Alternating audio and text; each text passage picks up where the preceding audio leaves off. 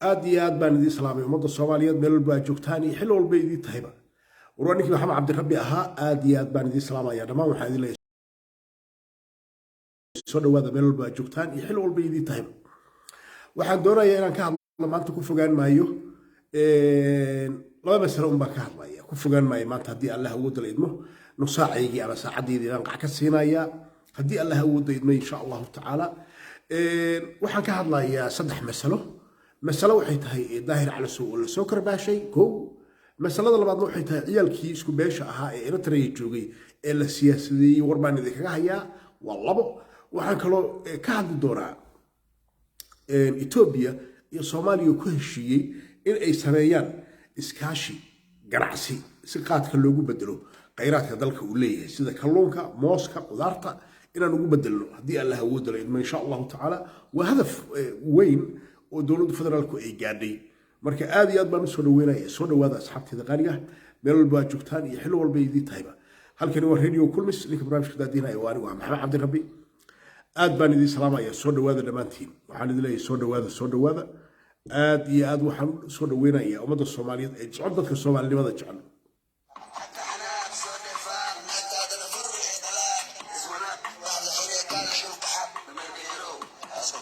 دميرك يرو عاوز كداق دميرك يرو عاوز كداق منطقنا وظاهر على سوق دميرك يرو عاوز كداق مركا آد كرباش سفي عم بالو كرباشي نكي دمير على سوقها مر بعض عيال السوق كرباشي مركا آد بانو فرح سنهي إن وحاس wax ka badan inay ku dhacaan way sabtay tahay asaga gardarna nin gardaran baa leeyahay ma guuleysto nin gardaran baa leeyahay ma guuleysto shama boy aad iyo aad baan ugu mahadcelinayaa waxaan leeyahay fankaaga iyo isdhaxgalka bulshada iyo sad talentiga u leedahay oo aad bulshadaada rabtay inaad u maaweeliso baan aad iyo aad kugu hambalyeynaya waxaan ku leeyahay keep going hore u soco dameer cala sow iyo dad lamidana waxa kaama qaadi karaan hadda maanta waa aragteen siday wax u dhacayaan iyo siday wax u jiraan iyo dadka Soomaaliyeed heerka ay ka gaareen wanaaga iyo isjacaylka iyo wadajirka marka daahir cala sow waa aragtaan mar labaad la soo karbaashay mar labaad sharma boy waa markii labaad uu soo karbaashay laanu muxuu iska dhaadhiciyay waxa la yiri dameerka yarow cawskaaga iska cun dameerka yarow cawskaaga iska cun cawskaaga iska cun marka wallahi heestaas aan u soo galay ma soo galeen maantay inaan heestaa xoogaa ka taabto baan u soo galay heesta cusbeeda sharma boy uu qaaday baan doonayaa inaan asxaabteeda la wadaago dadkayga la wadaago qaabkay u dhacaysay sida hawsheeda ay tahay inaan dadka u bayaamiyo haddii Allah awood la idmo insha Allah ta'ala muddada aan ku jirno si dadku ay u fahmaan xaggay u socota heesta iyo meesha u dhacayso marka heestaas karbaash bay ahayd waxaa loogu talagalay in lagu karbaasho daahir cala sow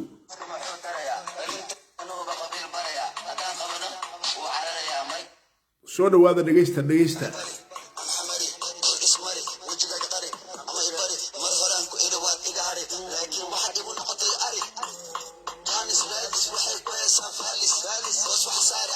عدادس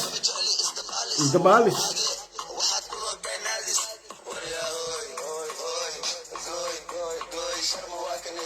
سوي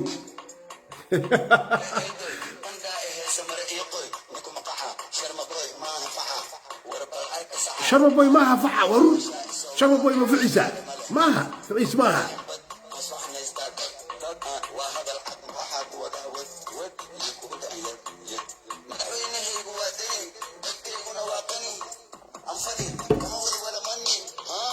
madaxweynahaygu waa dani dadkaygu waa qani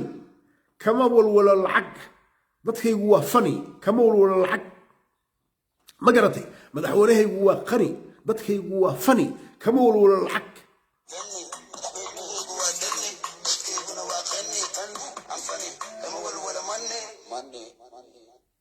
madaxweynahaygu waa dani dadkaygu waa qani ma garatay anigu kama walwala lacag ma garatay marka dad noocaas ah iyo nin noocaas ku nool baa wuxuu doonayaa nin social media isbaaro u taalo inuu ku xirto absolute kuma xiran karo waayo sababtay tahay ninka wuu tagay sharma boy waa nin tagay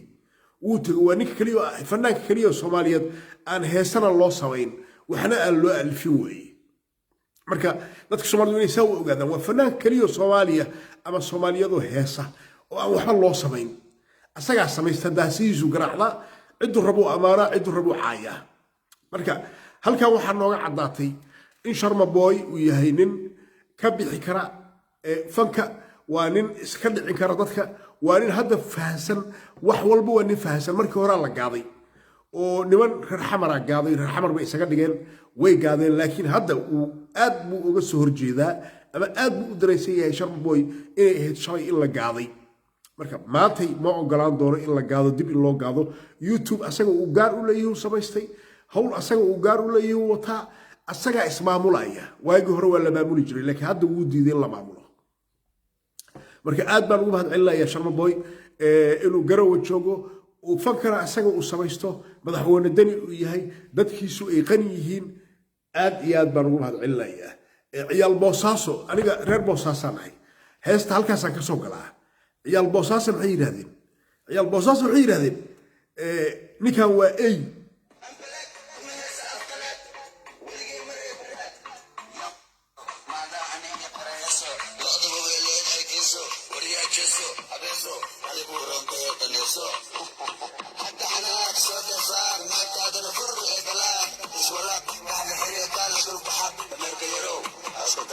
dameerka yarow cawska daaq dameerka yarow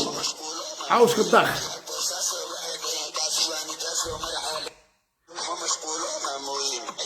kuma mashquulo anigu maamooyin waa runtiis daahir calasow naag gorgorodeedu dabada haystaa marka Sharma Boy wuxuu leeyahay anigu kuma mashquulo maamooyin ma garatay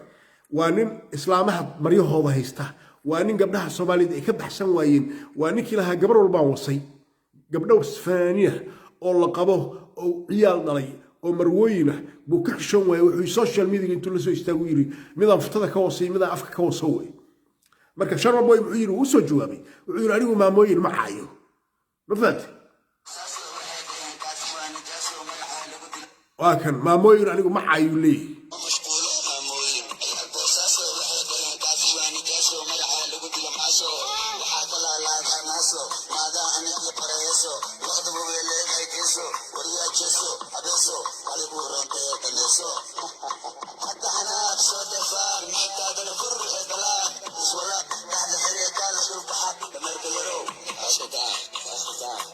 dameerka yarow cawska daaq dameerka yarow cawska daaq waa daahir calasow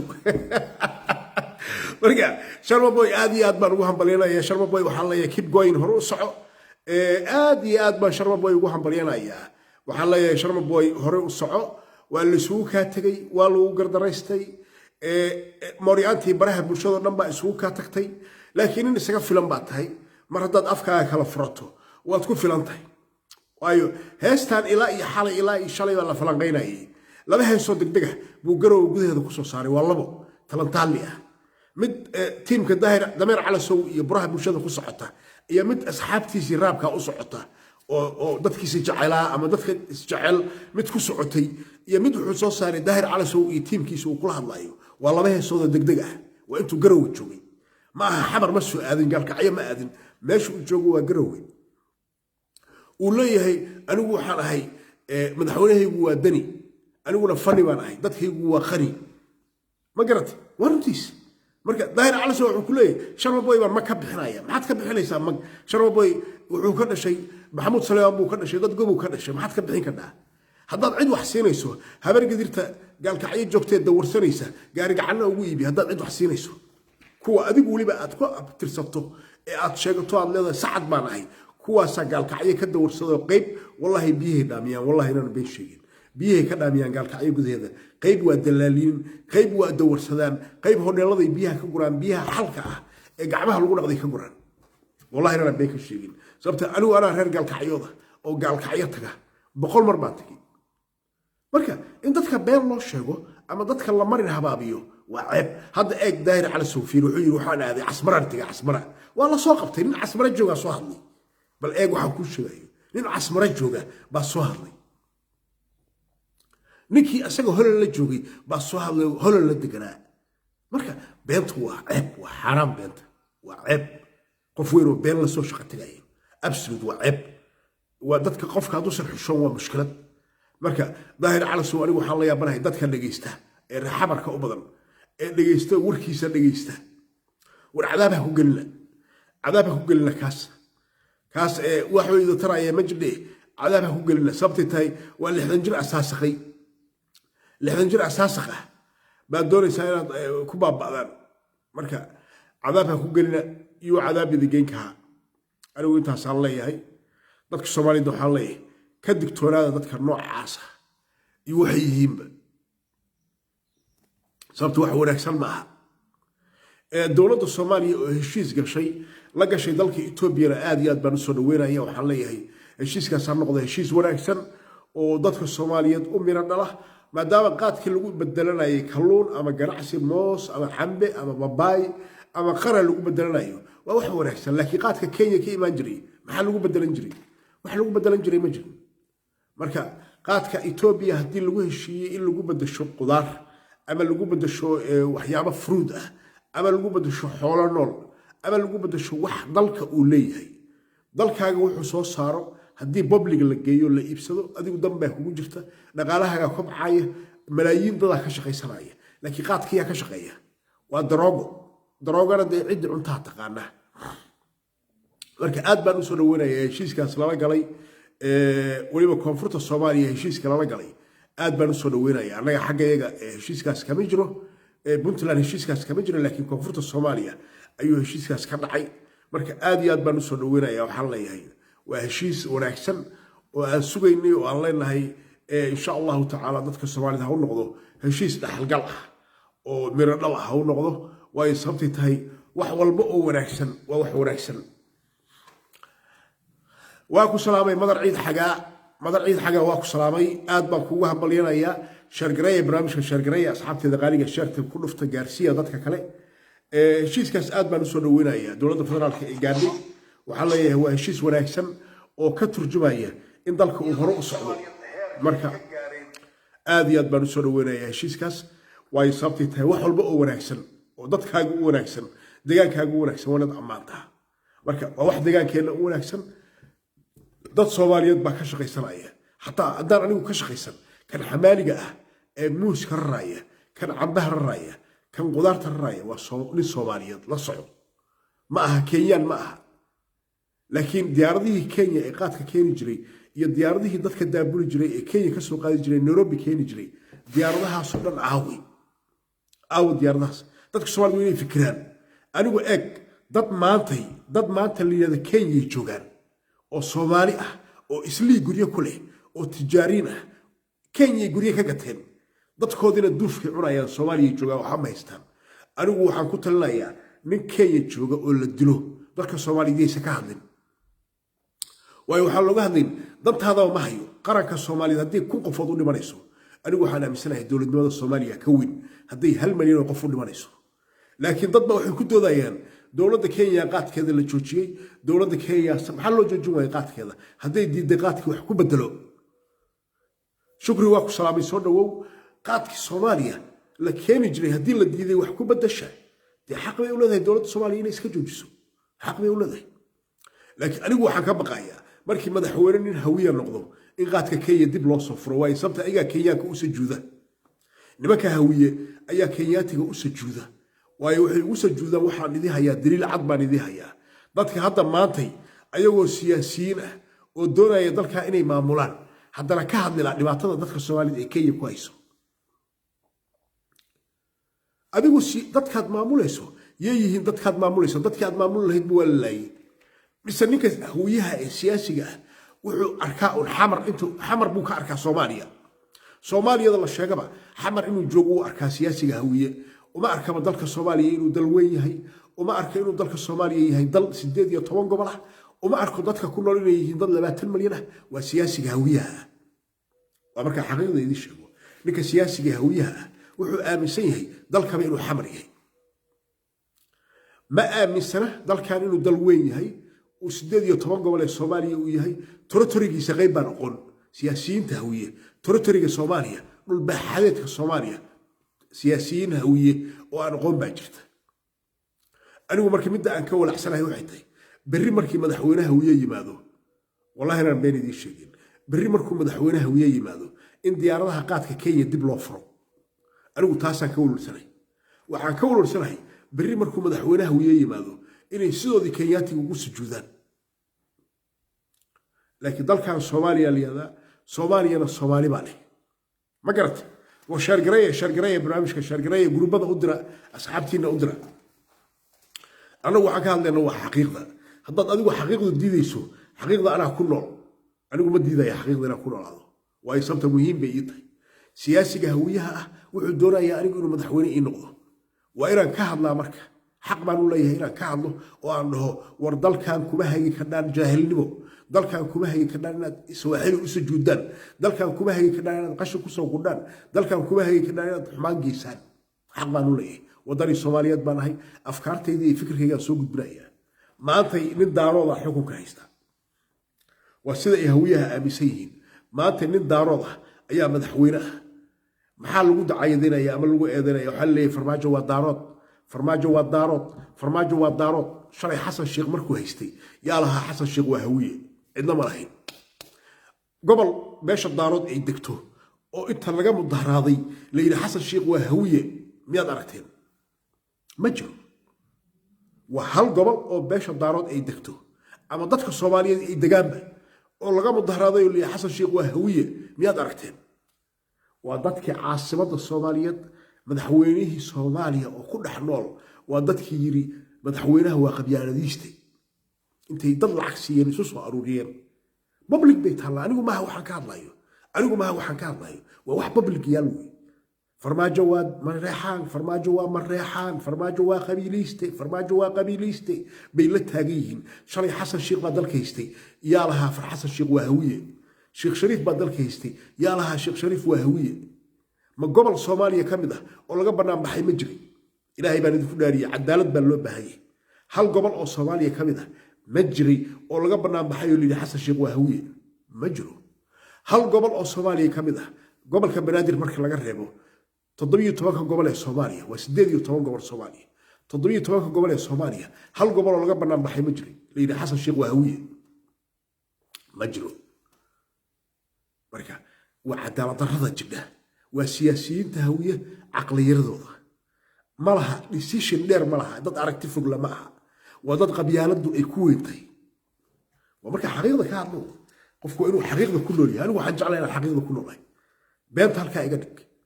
أنا حقيقة سيدة ما كله لي حقيقة أنا كل حجرة هدان شالي تاجيري جري هوية ما أنت وحرك نقل حمد هذا أنا كتكي ويوحان وقتك وحيتاي سياسة حمضة سياسة ضوضة حم وتاسم يمد وسياسة ضوضة حقوق ومنتهي أنا غير هبلة سياسة ضوضة حقوق ومنتهي حمر ونوكا إسكالي سياسة ضوضة حقوق ومنتهي هنجبات سياسة ضوضة حقوق ومنتهي نار سياسة ضوضة حقوق ومنتهي دولة دولة اللي بربريو قبيالة اللي سويرتو سياسة ضوضة معها مد درقصان معها إذنكم الصومالي واتين واتكاد لي كنا وات أي كنا سياسيين تهوية معها سياسة ضد واحد ركسل معها واحد كم أحسن معها حيدان دقيقين أم حرض كجران أما ماشي شكتانو يلا حمر من أنك إسكالي سياسة ضد مرة أحسنها ما مثلا ضل كائن ويهي وسديد يتوقع ويهي ضل كتليانية يا صوماليا وين وضل كتليانية أنا اللي جبيستي يا صوماليا وين صوماليا ذا سوين إطليانية كوين أنت عليك بيوحي الدورة الحمر إلا جمع مله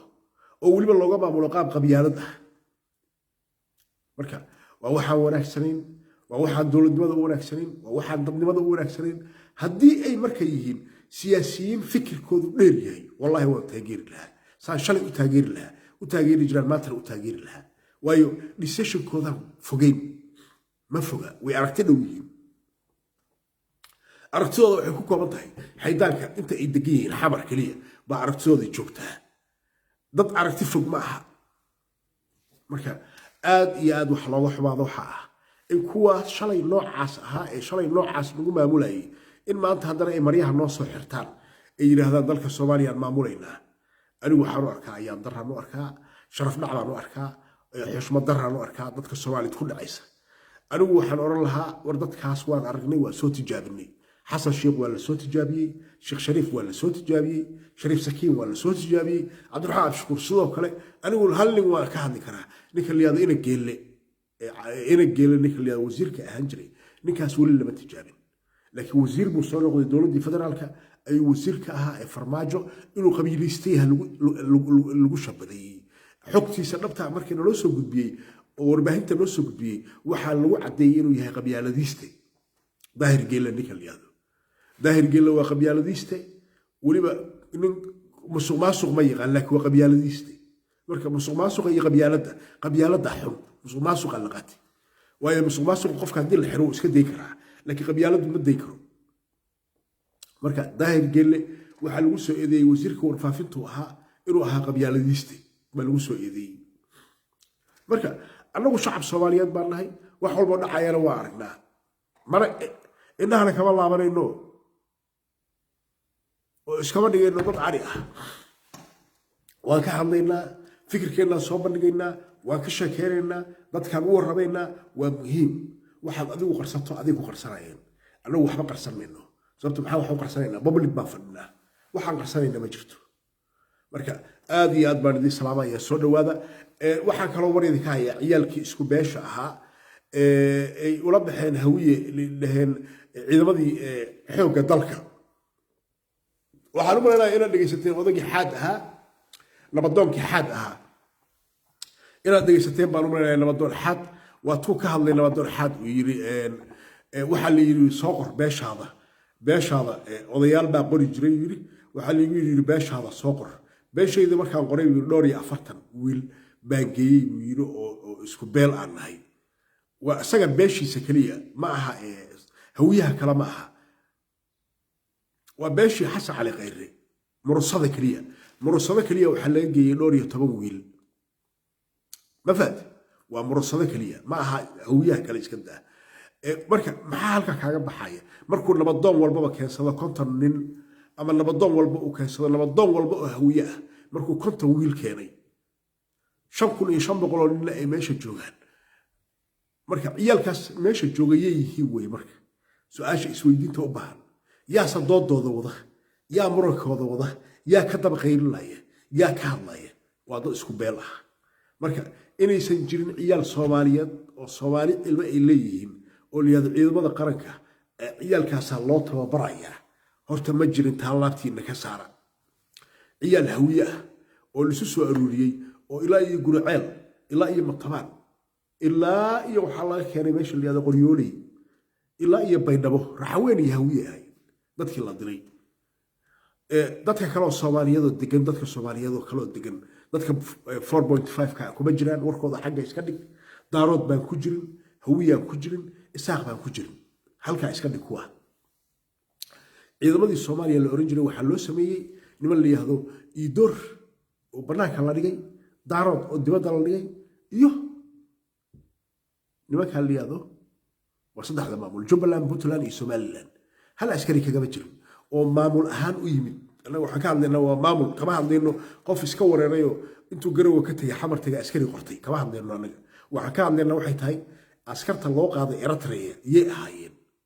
ama askarta loo qaaday jiray Turkiga ilaa iyo Xasan Sheekh ilaa iyo Sheekh Shariif ilaa iyo maanta farmaajo la joogo askarta Soomaaliya loo soo toobari jiray ahaayeen ilaa anagu daraasad baan ku sameynay iskama hadlayno mugti iskama hadlayno intaan meeshan soo fariisano iskama hadlayno daraasad baan ku sameynay waxay u badnaayeen hawiye iyo raxweyn askartii Soomaaliya loo qaadi jiray waayo daliil waxa kugu filan hadda waxaan haynaa kuwa xataa toobar aan tagin oo generaal ah Saadiq John waa generaal weligiina ma tagin Turkiga toobarna ma qaadan laakiin yaa siiyey adeerkii baa siiyey abtigii baa siiyey ila adeerkii ila 8 sano isku xigta hawiye dalka soo maamulayay 4 sano Xasan Sheekh iyo 4 sano Sheekh Shariif 8 sano maxay soo kordhiyeen 8 sano la soo dhaafay wixii ka shaqeynayeen musuqmaasuq 8 sano la soo dhaafay wallahi wixii ka shaqeynayeen musuqmaasuq iyo corruption marka xaqiiqada ka hadlo anigu Xasan Sheekh qabri ila gali maayo farmaajana qabri ila gali maayo Sheekh Shariifna qabri ila gali maayo laakiin wadani Soomaaliyeed baan ahay aragtideeda ka hadlaya yey dalka wax tareen ii sheeg Xasan Sheekh waa 4 sano soo hayay askari hal sarkaal oo daarooda ma haysan maanta Muqdisho waxa laga helayaa 100 sarkaal oo hawiye laga helayaa وانت سعيد موت هل إنه رحوينكم يعني هل إنه ساقة أو سركان لقى مهلايو هل إنه جبلنا أما بطلنا أما سومالنا لقى مهلايو سركانه قال مذبي هنا شبل اللي يكون فوق البيضة سراكيش شقاطي مركا عدالة درada halka intaas gaadhay oo dadka Soomaaliyeed ka aamusan yihiin inaan ka hadalno xaq baan u leenahay inaan u iftiimino dadka xaq baan u leenahay inaan dadka u sheegno xaqiiqda xaq baan u leenahay way sabtita dalkan wax ku leenahay dalka baan wax ku leenahay oo asagaasan wax ku leenahay dadkii Soomaaliyeed dalka wax kula habaanay waan ka hadlaynaa mowqifkeena ka hadlaynaa mabda'eena ka hadlaynaa fikirkeena ka hadlaynaa saliimka anoo cidna aan u gafayn dalkan waa la burbursaday dalkan waa la dhacay dalkan waa la boobay dalkan waa la jabsaday waxaana daliil idinku filan dalkan in la dhacay oo la boobay oo la kufsaday waxaa daliil idinku filan 8 sano ay soo maamulayeen xasan sheekh iyo ninka liyaado sheekh shariif 8 sano dalka ay soo maamulayeen hagardaamooyinkii ka dhacay ilaa badda Soomaaliya la iibsaday baa la gaaray anigu ma waxaan ka hadlay wax qoran weey ilaa sheekh shariif uu yiraahdo anigu badda Soomaaliya meel lagu gaday ma ogin wadiga madaxweyne markuu tahay yaad madaxweyne u tahay haddaadan ogeyn badalka meelay marayso xaaladiisi yaad madax u tahay wasiirkiisi seexay Cabdiraxmaan Cabdishakuur baa xulay madaxweynaha uu ogi madaxweynihiina uu diiday oo xulay anigu ma ogi marka yaad madaxweyne u tahay kaasa madaxweyne noo aha afar sano dalka maamulay badda Soomaaliya dushiisa lagu gatay waa lagu heshiiyay waa lagu kala saxday dhil baa lagu galay asagana dalka madaxweyne ka yahay wuxuu soo taagay anigu waxba kama ogi marka haddana maanta jaakadahu u soo xirtay kii shalay lahaa dalka wax kama ogi baa maanta doonaya haddana inuu ku maamulo marka waa dhibaatooyinka jira kii shalay ku lahaa dalka Soomaaliya waxba kama ogi baa maanta haddana tartan ku jira kii shalay badda Soomaaliya seexay oo badda Soomaaliya seexay baa maanta jaakadka wuxuu u xirtay inuu madaxweyne noqdo marka dadka Soomaaliyeed waa inay wax fahmaan وين وفهمان ويكدرنا وردت كان محيين ردت كان محيين مركا سياسيين تي هذا ما أنت إلها علمية هوية ودو ذاي نبان هوية هاين سياسيين تا حلوان ذي هوية ماشي سقط تري لها عسكر صوماليات ما مقن دي صوماليين صوماليين أنا أقول عندي صوماليين قرن ما لكن عيال اسكو بيل ما بيش هوية شن كل عسكري أو بيش هوية بالله دري أما رحوين هالنقطة أما هوية هالنقطة أنا واسو كيمد لكن ما مولضة بنتلاني يجبلاني سوالان إذا كجمجرن إذا كالصوماليين سيدا والسياسة هال لجمه الشيء مركي سهربا هذا مركا كوا أوياية واردين تاه هذا أوياية وعلي عيال بنغمقن عيال كامقن وعيال بادل مركا هرب عاد مش هو جيسي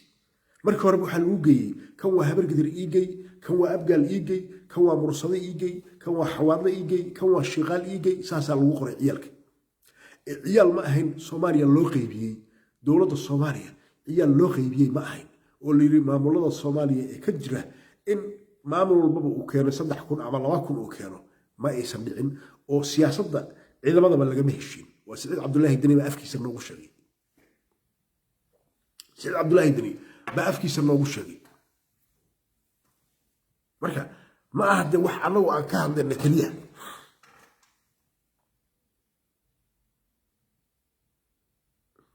مركا لا تكسبان بحروش ذايا. إن وح سياسة أيضا اللي هذا أنا لقيه شيء مركا ما أنت سياسيين تودوا ذايا. أما كهض لاي أما ضدك حمر كأوينا يين وهوية. ويقبل سدادي يتوقع قبل الصومالية محل له قوي العقل وينو شقية. سدادي يتوقع قبل الصومالية محل له قوي محل له مدهرات وي محل له بخيل وي.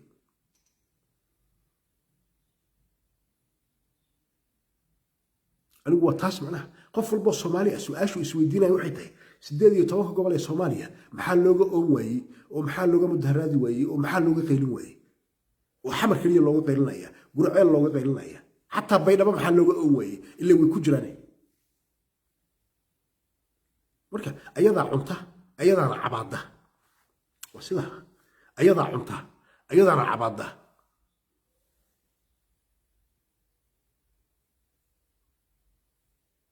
ما بعد مركا ضدك الصومالي دو حان ليه أينو كفكرنا مستقبل كبض الصومالي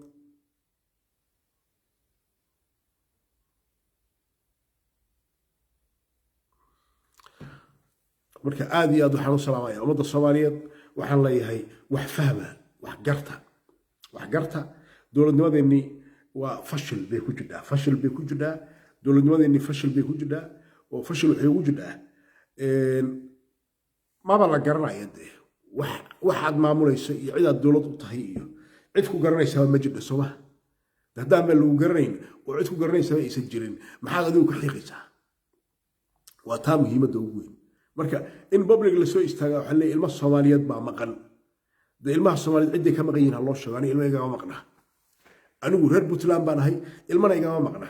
ilmaha cidda ay ka maqan yihiin dee ayagaa garanaya dadka xamarka ooyaya anigu ilma igama maqna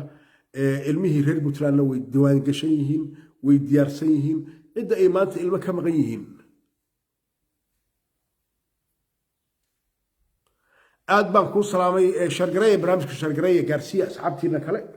cidda ay maanta ilmaha ka maqan yihiin dee anigu ma garanayo waayo 18 gobol ee soomaaliya haddii laga ooyi waayo oo gobol soomaaliya ka mida laga ooyayo dee macnaheedu waa garan kardhaan waa macno kale muxuu oran jiray ninkii abwaanka ahaa waa dhaka kale yiri dhaka kale dhaka kale ma fahamti marka dhaka kalaa socota dhaka kale marka sidii rool horta ilaahay baan weydiisanayna laakiin wax wanaagsan oo ifafaala muuqdo wanaagsan nooma muuqdo ayadaa cunta ayadaana cabaada siyaasiyiinta hawiye ayagaa cuna ayagaana cabaada ma fahamti ayagaa cuna ayagaana cabaada sababta waxay u cunaan nafci dowladnimada iyo caasimadda ayagaa jooga haddii dadka muqdisho jooga wixii nafac soomaaliya ay leedahay ayagaa ag fadhiya waa ku salaamay muntaas shargareeye guruubada u dira asxaabtiina u dira nafci dowladnimada soomaaliya maanta hawiya haysta 99% shaqaalaha dowladda u shaqeeya waa hawiye lacagta dowladnimada lagu helo waa hawiya cuna askarta ayagaa u badan nafac walbo dowladnimo lagu helo beesha hawiya u badan 99% dadka soomaaliyeed markii la xisaabiyo waa xaqiiqda dhabta ah laakiin hees baa waxay mari jirtay nimcadu ka daadiyaa darata miyaad ilowday hadda nimcada ay ku jiraan way malaysan laayihiin beesha hawiye way u qaadan laayihiin waayo nimcada maxaa keenay caasimadda ay degan yihiin wey laakiin haddii caasimadda laga raro wallahi dameerahooda dib ugu noqon lahayn waa taas waayo ishii dhaqaalaha muraayadii dalka bay joogaan canshuurta ay leeyihiin gobolka banaadir baa canshuur laga qaadaa gobolka banaadir canshuurta laga qaado ayagaa lagu celiyaa ayagaa dib loogu celiyaa qaabka loogu celiyaa daba idiin sheegayaa laba maamul oo hawiye ah baa jira labada maamulba waa galmudug iyo hiiraan shabeelle waxba ma haystaan waa dad sagxadda ah waayo madaxweyne galmudug madaxweyne ka ah oo 3 bilood deegaankiisa madaxweyne ka ahaadoo jooga bal ii sheega nii sheegi kadhan waa hal madaxweyne waa idii tirinaya cabdi qaybdiid ina guuleed xeef iyo ninka la yahay qoorqoor waa 4 nin soo ma bal hal madaxweyne oo 3 bilood gurceel jooga ama cadaado jooga ii sheega ma jiro maxay ku joogaan dadkii baa bisadihii baa ku baktiyey maxay ku joogayaan ma joogi karaan ma fahamti waayo nin walba wuxuu aaminay xamar baad leedahay xamar baad degan tahay madaxweynihii galmudug xamar buu degan yahay kii hiiraan shabeellena xamar buu degan yahay guri baa uga dhisan gabadhiisii baa ugu nool marka halkaan haddii lagu baktiya haddii kale maxaa ka gala isaga maba aaminsanaba dhulkoodii eeg hadda meesha la yidhahdo jawhar waagii hore waxaa la oran jiray baa la yidhi ama jawhar joog ama jiddo joog ama jawhar joog ama janno joog baa la oran jiray maantana dadkeedii baa dawarsanaya dadkii jawhar deganaa baa wallaahi boosaaso gudaheeda ka dawarsanaya waagii horena ayadaa loo shaqo tegi jiray taariikhda qoran saan ku hayno ayadaa loo shaqo tegi jiray webi baa mara nimcaa taalla bariiskaa ka soo go'i jiray nooc walbaa ka soo go'i jiray maantana dadkeedii baa dawarsanaya waa ayaan darrada haysata waayo dadkoodiiba waxay aamineen inay caasimaddu leeyihiin oo xamar ayaga ay leeyihiin 4 milyan oo joogtana ay hawiye yihiin hawiyihii ka soo qaxay gobollada dhexe oo dhan ba xamar isugu yimid maadaama la yiri xamar baan leenahay deegaanadoodii kale wayba iloobeenba way iska daayeen hadda galmudug iyo cashuur kama qaadaan baabuurta dhex marta kastam ma laha wax nidaamba ma jiraba way nidaam dowladnimo oo dalka wax looga soo saari karo ama ila dhaqaale ma laha way leeyihiin laakiin aygaan rabin ila dhaqaale way leeyihiin laamigaas dhex mara gurceel iyo dhex mara baa ila dhaqaale ah gaariga boosaaso ka soo baxay raran way cashuuri karaan deegaankoodu maraya laakiin ayagii baa diiranaya oo madaxweynihiiba wuxuu ku maqan yahay xamar mashruucyadii loogu talagalay in deegaanadooda lagu dhiso bay iibsanayaan hadda waxaan maqlayay mashruuc loogu talagalay galmudug oo layrar ah layrarka qoraxda ah baa la iibsaday xaggee laga iibiyey mataqaanaa mashruucaas waxaa laga iibiyey kilalka shanaad baa laga iibiyey waa mashruuc galmudug ay leedahay oo la doocay in layrar loogu dhiso layrar UNDP daa bixisay waa la iibsaday qorqor iyo tiimkiisaa iibsaday kilalka shanaad baa laga iibsaday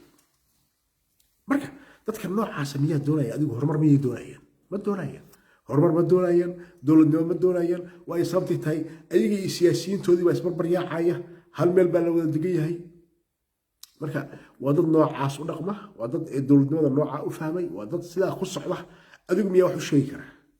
waxba ma sheegi karid marka waynaynu fahanaa xaggee weeye xagga cilladda ay ka jirto dad shacabka Soomaalidu waa dad wanaagsan laakiin maxay waayeen dad hagay waayeen dad haga bay waayeen marka anigu boqolkiiba boqol mar walba halkan waxaan u soo galaa inaan dadka Soomaaliyeed u sheego xaqiiqda oo aan qabyaaladda halkaa iska dhigno xaqiiqda dadkaan u sheego aan dhaho war ciyaalkaas Eritrea jira ciyaal Soomaaliyeed ma aysan ahayn ciyaal qabyaalad bay ahaayeen ciyaal hawiye ahaayeen oo shalay lagu geeyey waliba lacag laaluusha laga qaaday lacag laaluusha nin sarkaal ah baa anigu ii warramay lacag laaluusha laga qaaday cunug walba $500 baa laga qaaday ama $1,000 kuwa laga qaaday oo liiri qadar baan la geenaya kuwa liiri waxaan la geenayaa Turkiga sarkaal jooga oo nin reer bicdiyahan ah oo sarkaal ah oo jooga madaxtooyada baa wallahi billahi tallahi ii sheegay magaciisa ma doonayo inaan sheego laakiin wuxuu igu yiri cunugiiba hala yaabin biir waa hawiye ahaayeen laakiin gabankiiba waxaa laga qaaday 1,000 ama 500 baa laga qaaday oo dad ku baxay ma aha xataa qabyaalad hoose iyo ku baxay ma aha ayagoo qabyaalad lagu keenay ba haddana laaluush laga sii qaatay waa laba fursad ayagoo ilmihii qabyaalad lagu keenay oo liirkan waa abgaal geeya ba haddana laaluush laga sii qaatay oo $500 laga qaatay hooyooyinka iyo aabayaasha markoodii hore bay xaaraan ku heshiiyeen xaaraan bay ilmahooda ku direen lugooye iyo tacaddi u jeedaan bay ilmahooda ku direen ilmo Soomaaliyeed baa qatan markaasay dhaheen kaygi iyo horumari marka cadaalad darradii baa soo baxday ma aha hadda wax hadda uguba ma aha waa cadaalad darradan waxaa ka shaqeeyey maamulka xamar jooga iyo farmaajo iyo tiimkiisa baa ka shaqeeyey cadaalad darrada marka yaa dadka Soomaaliyeed been loo sheegin meeshaas ilmo Soomaaliyeed Eritrea ma joogin ilmo hawiye ah baa joogay oo markoodii horena dhaqan xumo lagu geeyey iyo qabyaalad lagu geeyey waa sidaa laakiin dadka Soomaaliyeed yaa been loo sheegin xildhibaanada shirayay hawiye ahaayeen dadka xamar ka qaylinaya hawiye way kulli bal hooyii aabe 18 gobol ee Soomaaliya maxaa 17 gobol ee Soomaaliya looga mudaharaadi way hadday ilmo dad ka maqan yihiin waxaan arkayay gurceel yaa dega habar gidir baa degta islaan ooyeyso waxay leedahay qorqor ilaahay meel cilla ku fariisi qorqor ilaahay guri madow ku fariisi cunugayga iga qaaday mid islaan kale waxay leedahay biyo ii dhaamin jiray waa liiga kaxeeyey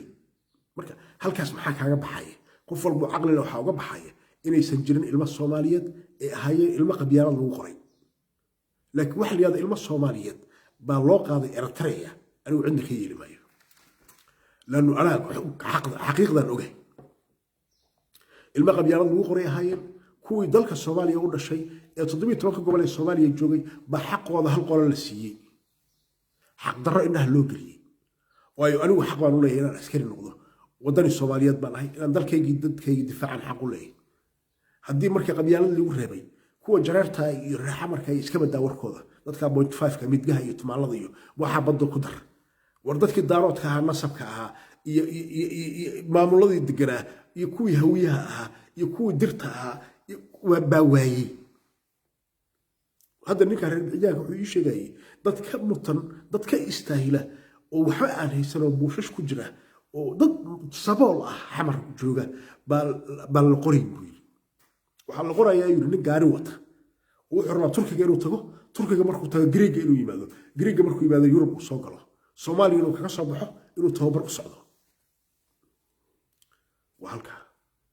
waagii hore askarta laga soo qoro xamar waxaa la keeni jiray Turkiga markii la keeno ayay Turkiga ka soo dhuuman jireen waxay aadi jireen Giriigay geli jireen Giriigay kasoo taariibi jireen waxay soo geli jireen Yurub marka hadda hala yaabina nimankan tababarka le tababarkii baan u adkeysan weynay dhibaataan haysata waayo dhibaatada waxay haystaa asagoo Muqdisho gaari ku dhex wata baa waxaa loo diray dhibowgana wuu dhib badan yahay ninka markuu askari qoranayo dhibowga aad buu dhib badan yahay cunada adoo taagan baad cunaysaa bariiskii kulul baad cunaysaa waa garanaysaan askari iyo xaaladiisa askariga dhaqanka askariga uu ka duwan yahay qofka shacabka ah trainingka ama tababarka askarta la siiyo iyo kan ciyaartooyda la siiyo labadaba way adag yihiin kuwa kubadda ciyaara trainingka la siiyo iyo askarta trainingka la siiyo askarta trainingka la siiyo adag marka nin gaari shaambaxeeraan xamar gudaheeda ku wadan jiray oo biyo qabow isaga jiray oo xaax ku jiray oo ladnaa oo guri bililaqa deganaa oo hooyadii bililaqa ay haysato oo aabihii uu bililaqa ku biili jiray baa waxaa loo diray Eritrea buuraheedii way oynayeen qasab ilaa waa nin ku jiray baraf ku jiray waa taa mushkiladda meesha taal ee dadka Soomaaliya inay fahmaan anigu waxaan idin hayaa wax cad wey proof ah ma aha wax been iyo hebel yiri iyo ma aha anigu waxaan ka hadlayaa wax legal ah wey anigu hawiyana ma nacbi daaroodna ma nacbi laakiin cadaalad darrada nacba cadaalad darrada baa ii muuqata waayo mahad salaad baa ka hadlay oo qabyaaladiista weyn ah Cabdiraxmaan Abshakuur baa ka hadlay oo qabyaaladiista weyn ah meesha la yiraahdo gado oo diyaarada lagu leenayo dadkii joogay diyaarada lagu leenayo baa Cabdiraxmaan Abshakuur laba cisho isku xigto wuxuu qabtay shil jaraa'id waa ninka doonaya inuu anigu madaxweyne ii noqdo adna madaxweyne ku noqdo baa dadkii Soomaaliyeed la leenayo waxa xataa uu samcoro waa ka xunnahay waxa ku dhacay gobolka gado xataa wuxuu oran waayay xataa haddaad farmaajo is haysaan anigu farmaajo waxba igama gelin dadka Soomaaliyeed baa wax iga galeen haddaad xataa farmaajo is haysaan dadkii adigu aad maamul lahayd bari aad madaxweynaha u noqon lahayd xataa war qosolka waa hiilo xataa u qosol laakiin intuu public soo istaago wuxuu yiri ilmihii Soomaaliyeed oo maqnaa ilmaha Soomaaliyeed oo maqnaa mahad salaad ilmaha Soomaaliyeed oo maqnaa cabdi qaydid ilmaha Soomaaliyeed oo maqnaa unuka dhalay reexow yahay الرئيسان وايه الرئيبضان كنرجيه الرئينتو كبحه الرئيسان إيجار كي كل وهوية عقلي ماله عرفتي فوق مالها أديك مركات سياسي تاي وين عرفتي هذا يفوقتي وين غير هبل أتكتكتها مركات سياسي تاي هذا هوس غير هبل أوت وأي صومالي قبيلة نواسك على صاري كرو هوست هذا غير هبل كوضو لكن مركات بابليك جوكتو markaad public joogto dadka Soomaaliyeed aad la hadlayso reer hebel ka bax hankaagu reer hebel ha dhaafo siyaasiyiinta hawiye hankoodu reer hebel ma dhaafo ayaga xildhibaanadooda kuwa social media ka qayliya naagaha social media ka hadla hankoodu reer hebel ma dhaafo anigu Puntlander baan ahay reer Puntland baan ahay laakiin waxa ii muuqda waxaan wanaagsanayn ifafaala aan wanaagsanayn baa ii muuqda حق بار الله هنا كهمه وفكر كيجي مبدأ يجي أصوب النجوم وايو أنا وداني الصوماليات بناي حضان أركو دلكم ملك السنعية وأنا كهمه حق بار الله مركا سياسيين تهوية أنا وحنوق أنا اسمه ناتي نشط وايو عرفتوا هذا مفقد أنا هو تاجر جري سما سياسيين تهوية تاجر جري وإسكت أي محل إسكت أي ضد عرفتوا هذا يفكتها معها وهي كفكران حمر إيه أنت كوبان حمرية أنت كهيري سمي كهمان سوماليا تريتوريا سوماليا وهستان حمر النوية وعي كهلان كرسي ودور الشرع وعي كهلان عيال مركي هربا باب الوقاضي عدالة ظهر الوقاضي إلي كهلان ضد العقل الصوصيو اللي هذا فرماجكم وظهر هذا اللي هذا إلي لوبحيو شعب سوماليا تبان لقول لا يهالكاس كوي موريانتها قريها وتي مظهرات جري هذا حسوساتان ما حسن شيخ انتو بابليك سو استاغو حيري ودانيين سوماليات با لحبدي انا واركينا لا سوق نين با سو دوبي وريا او حمر جوغا با سو دوبي والله واهيا انتو كجرا حسن شيخ با انتو فيديودي شن جرايد قبتو حيري ودانيين سوماليات با لحبدي وكوي مورياتها قريها ودي marka siyaasigoodii baan xishoorin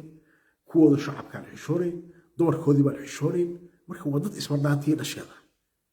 balaaya ilaahay wax noogu daray dad noocaasa ilaahay wax noogu daray waa dad qormay dadku hadday qormaanna waa noocaas والله أنا بنشجعني بالله تعالى هوية وضد قرمينا إلهي وحنا وقدري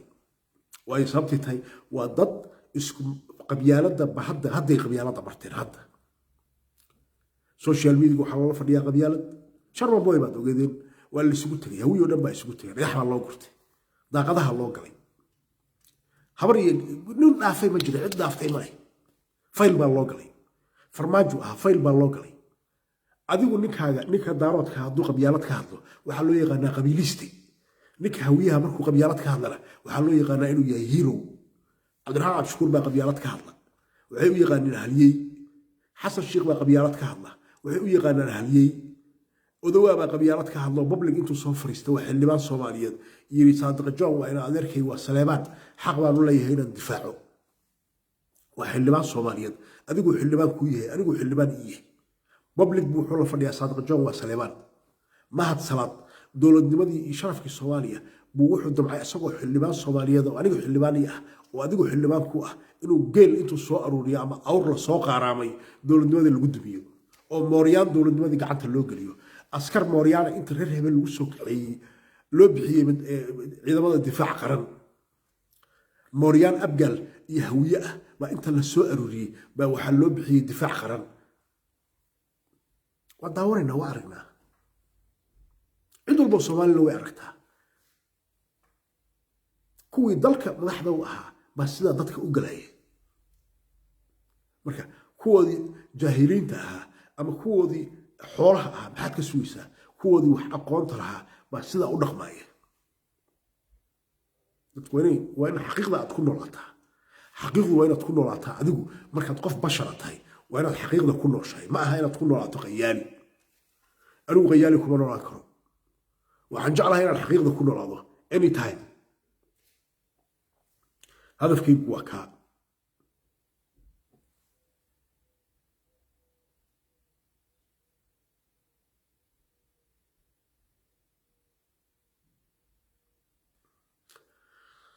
مركب آدي بان دي سلامة يا أنه مرة بوحنا كهذلنا وحقيقة نبتة قفك بني آدم كيلو حقيقة كل هذا قفك بني آدم كيلو سفي عنه هذا مهمة دوّي إنه وقتها لكن ما دونا يعني أنا عد لك بينك أمانه عندنا بينك ما أمانة عندنا لك ما أمانة صمت توحن عندنا هو أمانين أنا وقف قبري إلى الجناية مجلو لكن ودني الصوماليات بان هي ضل كي قابك وصعون كره بان إيجاية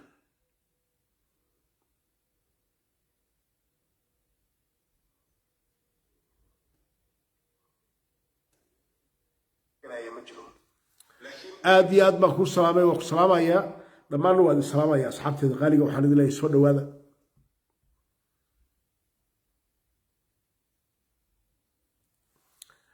مركا شرقرية برامشكا وقارسية أصحابتي الغالية ظاهر على السماء وحي يروحان هذا إرتريا وحان دوري عيال ما دوري بيروحان هذا إرتريا وواحد ومش كي ضدك حمر جوجا وقت ضدك حمر جوجا ضدك هويها والله ليس كلمة حلال ليس شيء كلمة فرح اسمه شكيان وهذا يستعمل من هذا بعلوان إيوه ظاهر على السوق إيوه ضدك هذي والنوعاس وأنك له وحن جوجا إرتريا محامرك الله سوقبتي بينته ويسكنوا ذا مكت بينته وينو ذا وحال الله سوقبتي فيديو هذا كور لصوت دوبي والسوشيال ميديا لصوت بعض صاري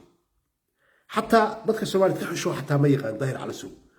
ضدك السوالف إلا أنه منهم ضد جاهلة ضدك وحوش لا يوعنها أفكو كهلا يروا أف صومالي أنه معوان بني فيديو واهر للضوبي وظاهر على السوق فيديو هبين للضوبي يا فيديو مالين للضوبي ميا اسكمدها اسكمد ما واك عرك كان مالين بالضوبي كان هبين بالضوبي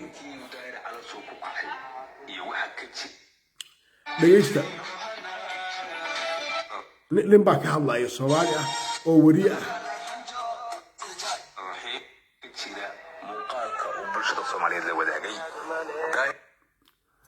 midna waa habeen midna waa maalin dhageysta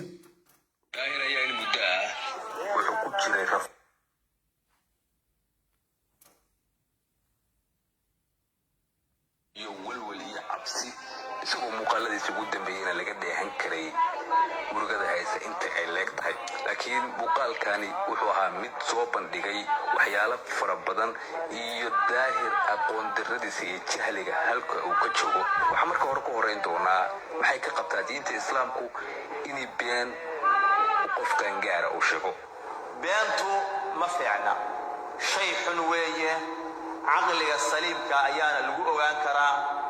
intaadan sharciga ilaahay kaba ogaanin. إلهي وحول الله سبحانه وتعالى إنما يفتري الكذب الذين لا يؤمنون بآيات الله وحابين أبورتون هو إلهي آياته سان رميسني هو سابين أبورك اللي يقعنا أيغانا وحيهين بين عليال. waxaan u malaynayaa daahir inuu la hadlo dad juhula oo aan dunida wax badan kala socon. markaad u fiirsatid dhaqamadiisa iyo habka uu u fakarayo waxaa moodaa inuu uusan la hadleen dad isaga ka aqoon badan ama la garaada. waa kul magaalada maarta codku waa la saaray video maarta ana saari kara aniga daahir wuxuu noo malayaa inaan xoolo lahayn mugti videogan uu codka soo saaray aniga hadda cod saari kara 100 cod aan saari kara 100 cod baan saari kara. wuxuu dadka wax u sheegayo wuxuu moodaa inay reer miyiin adeerda anigu reer miyi ma nihin dad qoobad ku xiranna ma nihin. videogan habeenimo la duubay kan hadda uu asaga uu la tusayo habeenimo la duubay gaariga meesha uu saaran yahayna waa maalin labada video xataa isma laha. waxay la socdaa dulbaasiin nimaasi Eritreana iyo nimaasi Ugandaysa iyo waxay la socdaa nimaasi masaqana dowladda galbeedka Yurubiyaanka afartaasaan nahay. muxuu noogu sheekeynaya wuxuu yidhi diblomaasiyiin baa ila socda yidhi diblomaasi Eritrea ah iyo diblomaasi Yurubta bari ah iyo diblomaasi afar diblomaasi baan nahay yidhi. marka daahir cali soo gormuu diblomaasi noqday waa qaxooti sharci Hollandeys u haystaa. gormuu diblomaasi noqday ma dowladda Soomaaliya diblomaasi ka dhigatay mise diblomaasi FBI da ka dhigatay oo waxyaabaha beenta ah oo qaawan uu doonayo inuu dadka ugu sheekeeyo. annaga miyay naga gadmaysaa marka naga ma gadmayso sababtii taani Yurub baan joogaa qaxooti baan nahay aniga isagu waa simanay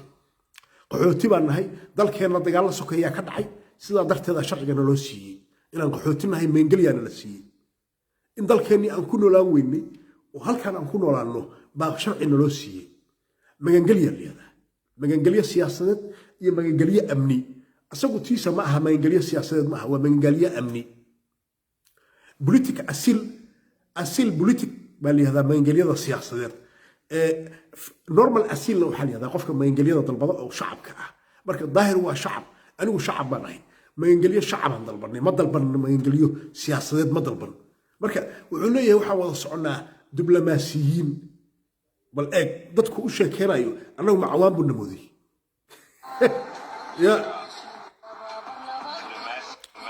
waa kan masaqana dowladda galbeedka Yurubiyaanka afartaasaan nahay. diblomaasi waxaa nala socda yiri diblomaasi Eritrea dhaysta diblomaasi masaqana dowladda galbeedka Yurubiyaanka afartaasaan nahay. waxaa ila socda yiri diblomaasi Eritrean ah diblomaasi midowga Yurub ah iyo diblomaasi Uganda ah iyo anigu afar baan nahay. marka adigu diblomaasi miyaa tahay waxaasuu dadka ugu sheekeeyaa. marka beentu waa inta ugu gaaban oo qofka la qaban karo. aniga asaga sharci qaxooti baan haysanaa anigu kalaba waxaan haystaa sharci 10 sano ah waa qaxooti waa magangeliyo ma aha diblomaasi ma ihi aniga magangeliya dalbaday asagana waa sidoo kale magangeliyo dalbaday. diblomaasi asil baa leeyahay marka qofka markuu sawir haysto cadaymo haysto inuu diblomaasi ahaan jiray baa magangeliyada lagu siiyaa. laakiin qofka markuu normal yahay oo qaxooti dalbado qaxooti normal sharci normal la siiyaa. marka daahir de ma aha diblomaasi saan ku ognahay hadduu bato waa wariyana waa shacab. marka wuxuu dadku ugu sheekeynaya wuxuu leeyahay ilmaha ku maqnahay ilmaha waxaa ka doonay Eritrea oo ilmihii hawiye baan doonay laakiin asagoo hawiye oran maayo wuxuu leeyahay ilmihii Soomaaliyeed baan doonay. yey Soomaali u yihiin marka yey Soomaali ka yihiin way ilmaha ila Soomaali waa wada nahay yay soomaali ka yihiin dadku waa inay isweydiiyaan marka wixii caama un baa loo sheegayaa mogta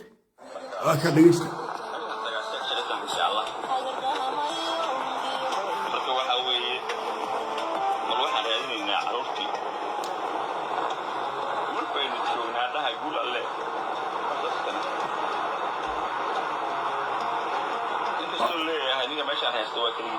codkaas waa habeen arag codkaas waa habeen ma aragtaan waa habeen videogaas ma kanna waa maalin fiiri kanna waa maalin videoga hadda qudubay waa maalin fiiri waa maalin maarta uu caddi oo ay maskaxdaadu soo qabato daahir wuxuu isku dayayaa inuu hooyooyin iyo bulsho Soomaaliyeed been ku marhabaabiyo isagoo leh waxaan joogaa Asmara waxaan baadigoobayaa caruurtiinii dalilada waa muuqaalka saxda ah ee uu daahir soo xaday uuna ka dhigayo mid isagoo duubay waxaan ummadda Soomaaliyeed iyo inta wax fahmaysa doonayaa inaan u caddeeyo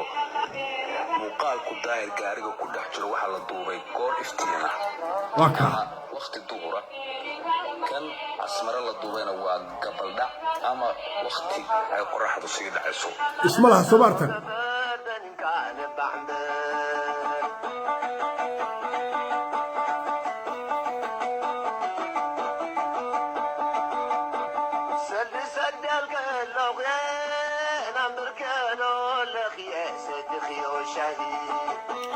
marka daahir wuxuu noo malayaa inaan nahay juhulo cawaan buu noo malayaa cawaan waa ka arag suu cad yahay fiilkan markuu duubay arkad kanuu duubayo waxaan halkan kula wadaagayaa muuqaal yar oo kooban aan ku dul istaagi doono beentii uu daahir calasow kanuu iska duubay asaga uu gaariga ku dhex jiro waa mid maalin la duubay waa video maalin la duubay kan hore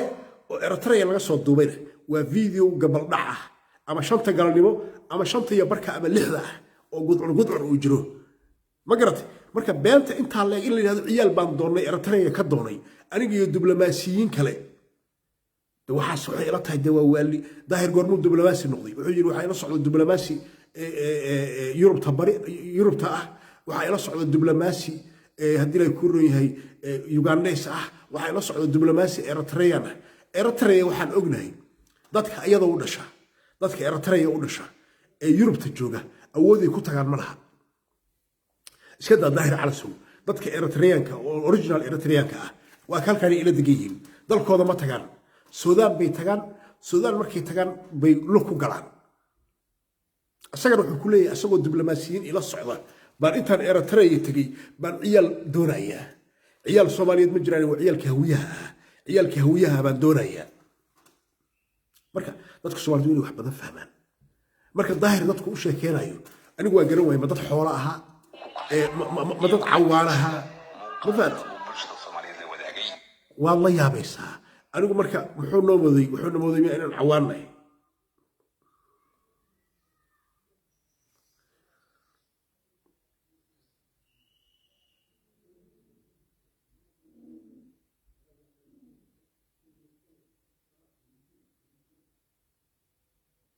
magarat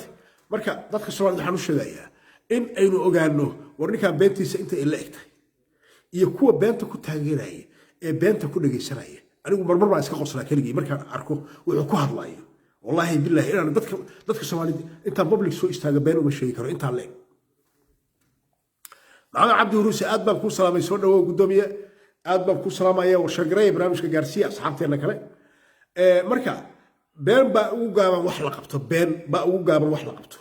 marka ilmihii hawiye ee Eritrea loo qaaday askar Soomaaliyeed meesha ma joogin ciyaal hawiye ah bay ahaayeen ciyaal hawiye ah bay ahaayeen oo cadaalad darro lagu qaaday oo xamar laga aruuriyay iyo gobolada dhexe Soomaaliya laga aruuriyay waxaana daliil iyo marqaati kugu filan meesha laga booyayo waa xagee laga booyayaa 18 gobol ee Soomaaliya xagee laga booyayaa maanta ma Puntland baa laga booyay waa may ma Jubbaland baa laga booyay waa may ma Koonfur Galbeed baa laga booyay waa may ma Hiiraan ma Somaliland baa laga booyay waa may xagee laga booyayaa oo dhulka iskala Soomaha meesha laga booyayaa maanta xildhibaanada shiraya iyo habraha iyo islaamada qaylinaya yay yihiin weeye yaa booyaya waxaa booyaya dadkii badsaday baa booyaya waxaa la yidhi ayadaa cunta ayadaana cabaada hawiye isagaa cuna asaana cabaada oo qaylo ku dhufta yidhaahda shalay cabdullaahi yuusuf buu ahaa waana la laayay etoobiyaan baana laayay maanta waa farmaajo ciyaalkeennii baa la kaxeeyey eritrea loo kaxeeyey shalay waxay ahayd farmaajo waa qabiiliiste farmaajo waa qabiiliiste mahad salaad qabiiliista ma aha odawaa qabiiliista ma aha cabdiraxmaan cabdishakuur qabiiliista ma aha waa haliyeeyaa loo yaqaanaa haliyeeyo ninka la yihahdo odawaa ninka la yihahdo cabdullaahi balwaan oo qabyaaladdu ay dilatay daahir calasow oo qabyaaladdu ay dilatay waxay u yaqaaneen haliyeeye hawiye inay yihiin laakiin ninka daaroodka waxaa loo yaqaanaa inuu yahay qabyaaladiiste ma garatay waa inaan saa u fahnaa marka siyaasad yaroo niic ah oo cid walba ay fahmaysa in la yihahdo in dadkii soomaaliyeedna la khadiyey afka laga xiray oo ayagu ay meel walba iska qoreen oo haddana lagu leeyahy ilmo soomaaliyeed baa maqan markaasaa kuwa waxay leeyihin wallaahi waa run ilmo soomaaliyeed baa maqan marka kuwaas markaan arko baan qoslaa waxaan dhahaa war ilmaha soomaaliyeed xaggee joogaan ilmihii shalay lagu qoray kan waa abgaal iyo kan waa murursade iyo kan waa xawaadle miyaa soomaali noqday ilmihii soomaalida shalay qabyaalada lagu qoray ilmihii soomaalida shalay qabyaalada lagu qoray ee buugga qabyaalada loo furay ee qabyaalada lagu qoray askarta qabyaalada lagu geeyey miyaa soomaali ah aawa adigu ciyaalkaagii ilaa dadkan ciyaalkoodii bay qorteen adigu ciyaalkaagii aawa ciyaalkaagii adigu askarta kuu noqon lahaa saraakiishii adigu askarta kuu noqon lahayd saraakiishii qaranka soomaaliyeed kugu matali lahayd adigu meeye puntland saraakiishii ku matali lahayd qaranka soomaaliya meeye jubbaland saraakiishii ku matali lahayd qaranka soomaaliya meeye somaliland saraakiishii ku matali lahayd qaranka soomaaliyeed meeye dalku mahawiye iyo raxweyn baa iskale waa taa laakiin dadkayga waxaad moodaa inay waxaasba ka dhacsan yihiin dadka reer puntland waxaaba way ka dhacsan yihiin farmaajo unbaa u muuqda dad baa farmaajo isaga dhigan dhahay farmaajo saas ah farmaajo kan ah farmaajo muxuu bi'iyey waxa ma bi'in farmaajo wuxuu bi'iyey bal asaa lacayaya afraad saac farmaajo muxuu haystaa farmaajo nimankan wuu la heshiiyey heshiis buu la galay heshiiskii adaa diiday isaga wuu la heshiiyey wuxuu kula heshiiyey wixii dhiban lahaa iyo wixii noolaan lahaa ayaga soomaaliya askar ha u noqdaan wixii dhiban lahaa iyo wixii noolaan lahaa hawiye iyo raxweyn soomaaliya askar ha u noqdaan laakiin adigu waad diiday inaad la heshiiso marka maxaad ku caayaysaa farmaajo waxaan arkaa dad badan oo hadda reer puntland ah oo rag iyo dumar isugu jira oo farmaajo weli ceyrsanaya ayagoo wax walba og bay weli farmaajo ceyrsanaya leeyihin farmaajo waa saas farmaajo waa kan anigu xaqiiqday weymow anigu hawiyana taageeri maayo puntland baan ugu jeclahay ifka ayadaan taageeraya cadaaladana waa taageeraya puntlandna waa taageeraya cadaaladana waa taageeraya laakiin anigu hawiye ma taageerayo cadaalad darro kuma taageerayo haddaad adigu cadaalad darro dabada ugu raxayso aday ku jirdhaa laakiin anigu cadaalad darro dabada ugu raxi maayo mana taageerayo noloshayda inta ka dhibanna wallaan hawiye u taageereen iyo billa iyo tolle waayo qarannimadeenni iyo sharafkeenni soomaaliya inta lagu tuntay oo la burbursaday oo la dhacay baa waxaa lagu leeyahay ciyaal soomaaliyeed baa maqan marka waxaa la yidhi goormay wax garataa baa la yidhi goormay wax garataa baa la yidhi markaasuu yidhi maray xeerihii fardhaal wax kala dhaceen baa wax gartaa marka dad badan oo reer puntland ah waxay ku soo baraarugi doonaan sanadkan gabagabadiisa waayo waxay noqdeen sallaan siyaasadeed bay noqdeen sallaan siyaasadeed baa laga dhigtay sallaanka siyaasadda maaragtay siyaasadda sallaan bay leedahay sallaan siyaasadeed baa laga dhigtay puntland shacabkoodii iyo madaxdoodii waxaa laga dhigtay sallaanka siyaasadda laakiin dib baan ka ogaan doonaa dib kuwa badan oo hadda hawiyaha dabada u raxaya baan dib ka ogaan doonaa anigu kolaba sharma boy meeshuu maray baan maray sharma boy halkuu maray baan anigu maray anigu sharma boy baan isxignaa asagaan isku mabda nahay asagaan isku fikir nahay sharma boy meeshii hawiye mariyeen baan anigu maray marka dadku ha isbarto in la isbartona waa wax wanaagsan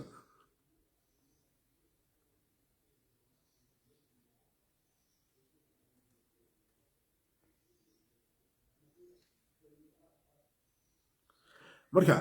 aad iyo aad waxaan usoo dhaweynayaa qof walba oo ka shaqeeya danaha ummadda soomaaliyeed qof walba oo cadaaladda ka shaqeeya qof walba oo cadaaladda ka shaqeeya qof walba oo sinaanta ka shaqeeya qof walba oo mabaadi'da asaasiga ah ee lagu aas-aasay dalka soomaaliya ka shaqeeya aad baan usoo dhaweynayaa waana jeclahay qof walba oo ka shaqeeya dowladnimada soomaaliya iyo wanaagga soomaaliya aad baan u jeclahay laakiin waxaan necbahay musuq maasuq iyo dibindaabyaan arkaya igu ammaan anigu kaygu waa hero waa ammaanaysaa adna kaaga waa dulli anigu taasaan diiday anigu waxaan diiday sharma boy oo yiri garow waan joogaa majeerteen baan ahay baa la diiday xildhibaan odowaa oo wuxuu la taagan yahay public wuxuu leeyahay habar gidir baan ahay saleebaan baan ahay saadaq joon waa isxignaa baa la taageerayaa kuwa taageeraya ku jiray aniga lahaa viva viva viva viva kuwii lahaa baan ku jiray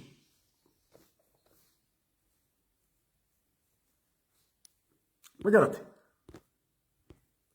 kuwa badan oo taageerayay baan ka mid ahaa xildhibaan odowaa oo public wuxuu la fadhiyaa anigu hawiyaan ahay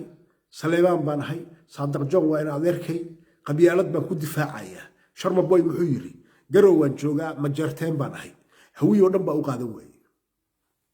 rag iyo dumar dhagaxbaa loo soo gurtay annaguna yaa ammaanaynay waxaan ammaanaynay xildhibaan odowaa baan ammaanaynay waxaan lahayn waa haliyey qaran waa haddaan nahay reer puntland dadka social media ku jira hadda mid ay yidhahdaan yacquub siyaadoo yidhahda waxaan ahay afhayeenka gobolka banaadir maxaa kaa galay gobolka banaadir maadaa leh waxaa ruwaayadda lagu jiro iyo isruxa meel layska ruxaayo meel aan waxba jirin baa layska ruxaya afhayeenka waxaan ahay jubbaland afhayeenka waxaan ahay gobolka banaadir yaa adigu kuu dirsaday yaad afhayeen u tahay nin walba af buu leeyahay marka ma naqaanta waxay ka baqayaan ma naqaan maslaxadda ugu jirta ma naqaan waxa ay ka damacsan yihiin I don't know waa garan lahay ilaa hadda waxaan garan lahay waxa ay ka baqayaan dadka reer puntland waxa ay social media ka baqayaan ee hawiye u subad garanayaan ma garan karo anigu waa baaray xataa si walbaan u baaray waan garan waay naag hawiya qaba iyo waa macquul naag hawiye ah hadda nin hawiye hadduu naag majeerteena qabo ay taageerta xataa anigu waxba shidow ma arko sababtay tahay waa ciyaalkeedii aabbahood ilmay u dhashay waa ninkeedii waxba dhimo ma arko laakiin nin ragoo qori xiraala ah ba yacquub siyaad intuu public soo istaago wuxuu leeyahay waxaan ahay afhayeenka gobolka banaadir soomaha kii shal lagu lahaa waxba kuma lihid kii maqaamkiisa iyo maamulkiisa lagu diiday soomaha maxaad afhayeen ka tahay yaad afhayeen u tahay marka wax ay ka baqayaan ma taqaanid ciday kaga barayaan ma taqaanid wax aan la yaabo aan isweydiiyo mar walba aan dhaho war dadku ma falan yihiin ma adaa waalan mise cadan baa laga heysaya waan isnaha marka dadka iyaga waxaan uga baahannahay reer puntland war dadkiina iyo dalkiina difaaca dadkiina in la gaara u yeesha hawiye ka hara hawiye halkuu sharma boy dhigay kuwaana qaata hawiye ka hara baan leeyahay dadka reer puntland madaxda iyo shacabka waxaan leeyahay hawiye ka hara meesha uu sharma boy mariyey hawiye idinkuna halkaasaad berri maraysaan haddaad dameer raacdana dameer gudaafad buu kula tegayaa anigu taasaan idiin hayaa anigu hawiye ma necbi nacaybna uma qabo laakiin siyaasiyiintooda iyo siyaasad xumadooda ka hadlaya siyaasiyiintooda ayaa siyaasad xun waa dad jecel qabyaaladda inay ku faanaan waa dad jecel inay ayagu xamar leeyihiin waa dad jecel dalka soomaaliya inuu xamar yahay oo 17 gobol ee soomaaliya aan dan ka lahayn marka anigu wadani soomaaliyeed baan ahay nin weyn baan ahay aragti fog baan wax ku arkaa hees xasan aadan sababtan u qaadaa waxay ahayd hilaac anna weyn baa halka geela daaqiyo iyaradaydiyo hogiga muuqda halkaa fog baa wax iiga muuqdaan ma garat meel fog baa wax iiga muuqdaan siyaasiyiinta hawiye say wax u wadaan baan diiday السلام عليكم. السلام عليكم. وعليكم السلام. واكو مقلا يا سو دو. واكو مقلا يا سو دو. برامج ولا سعطا. ونحسنها برامج ولا سعطا. برنامج حير ولا سعودية. كو سعاية. نين كان يعقوب سيالة دورته وين لفهمه نين كان حبك لسو جروب كترسين سمو دما inuu dadka been u sheego ma aha dadka reer puntland inuu been u sheego ma aha qofka adiga maslaxadaada adaa garanaya mugti qofku inuu bareeraa ma ninkaas reer Puntland waa inay dhahaan ninkan lama matalo because ninkani waa habaqlayso group uu ka tirsan yahay daar cala soo baa iska wada wataa anaa isoo maskaxdiisa caqligiisa ku socdo maaha waa loo fahmaa boqolkiiba boqol oo la socdaa waa in la ogaadaa ninkaas la ogaadaa barigo wuxuu dhihi jiray afayeenka gobolka Banaadir iyo Puntland daar cala soo cooyir wariyaha ku dar gobolka Banaadir marka hayuu si u qaatay muhan marka ninkan waa habaqlayso group waa ninkaas maaragtay qolaas ka tirsan anaga nooma tirsano mana nabatalo halkaan aan sheegnaa wadana wayna maqlayaan mana masal Puntland ma masal afkana kuma hadli karo waa nin daar cala soo oo furaha uu hayo waad maqasay hadda dagaalkii markii kabtan Ayuub iyo la istagaalay habaqlayso group habaqlayso la safna waa si fiican baa ugu dharsanaa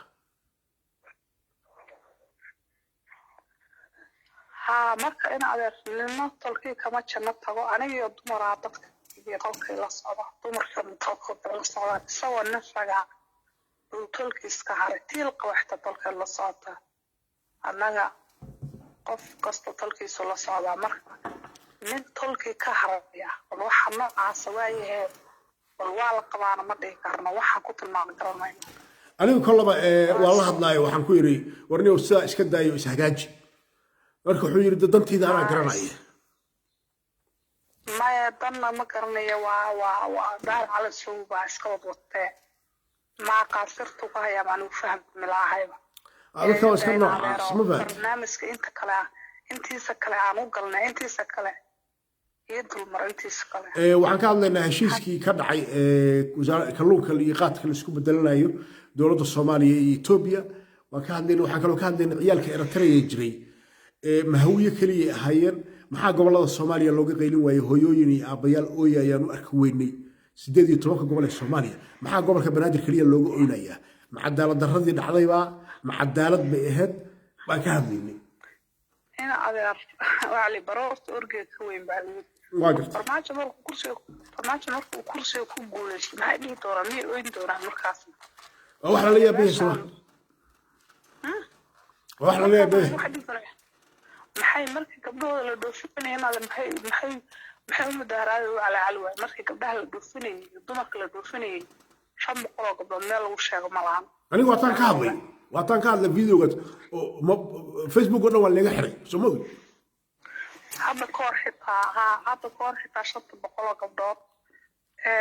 qaar baa Sacuudi iyagoo calacalaya video iska soo duubay oo yiri niman ba isla fahan noo haysto gurigana lagu dhaxaystaa qofku markuu xor yimaado waxay dhaheen waa qof xor yimid oo meesha hore ka shaqaysanaya uu ka tagayaa shaqada doon rabin laakiin anagu ma ka tagi karnaa qaar baa fiidiyoyaal iska soo duubay waxay dhaheen meel baad ugu xiranahay isla fahmi baan loo haystaa bay dhaheen dad oo la soo gato kala nahay bay dhaheen waxay dhaheen inta dalkeena laga soo qato waan soo iibsaday bay dhaheen usually marka runta laga hadlaba waaba saas baa qofku marka la soo gato xornimo ma laha shaqada waa ka tago waa nahay shaqada la raasana xataa ma dhihi karo marka noocaas iyagoo ku furan calacalaya fiidiyoya iska soo duubeen dagaal laga faraystay dowladda cidna kama hadlasho baa laga yiri because waa abnaa isagii baaba gatay la soo taaganay ninka noocaasa ninkani waa ninkii galmudug iyo Puntland isku soo hubayn jiray oo isku leen jiray waa ninkii in adeer al-shabaabkii buuraha ka soo degay barigi Cabduul uu wadanka haystay waa ninkii soo hubeeyay oo al-shabaabka waa lagu shaqaystay ka soo dajiyay isaga nin gabrada dhaho dowladda Itoobiya ka tirsanaa baa ka dambeeyay uniform ay wateen waa walba al-shabaab uniform xiran xagee lagu arkay taariikhda uniform inta u soo xireen oo hub u soo dhiiban bay wax ka soo dajiyay xeebaha Puntland oo dhan samawgid marka ina adeer dibadaabyadaas xasan shaqan Axmed nagu wadi jiray mana soo noqon doono ninka kaliya ugu soo dhow ma aragteen marka la dhaho farmaajo oo xoogaa nin iska maskiin oo diin celinaysa waa ninka la dhaho Sheekh Shariif laakiin sheekadu hadda u eg tahay farmaajo 100% soo noqon doona waa madaxweynaha Puntland anagu waxaan dhihi lahay dadka dibadaabyada ku wadi iska daa ka noqo halka ma soo baxaysid yaa lagugu awkacsan waa lagu awkacsanaya waan u sheegay aniga waa u sheegay waa ka hadlaa aniga mar walba ka hadlaa waxaan dhahaa war shacabka Puntland iyo madaxda Puntlandba ka baxa siyaasad xumada ay ku jiraan salaan ha noqonina salaan siyaasadeed ha noqonina salaan ha noqonina ha ina adeer salaan siyaasad ina adeer hadduu cid wax u qabanayo garow waa 20 kilomitir 30 kilomitir baa ina adeer gacaliya tukaraq waa loo joogaa dhulkeena ma maqan tukaraq waa garow loo joogaa buuhood bal ilaahay kugu dhaarshay inay garow u socdaan waxaad ku ogaanaysaa buuhood burca ka tirsan intay karaadeen nimankaas waa niman habaq reer hawdka banaankaas iska marayaan waxay dhaheen xabadda adiga qoon hadda ay ku aragnay dhaheen dhulka buuhood iyo xitaa baadiyaha ka tirsan xitaa buuhood